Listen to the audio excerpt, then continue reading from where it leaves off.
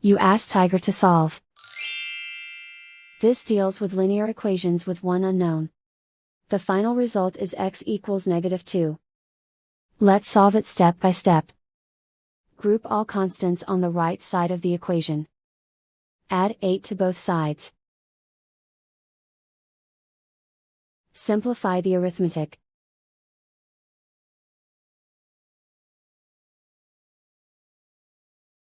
Isolate the x.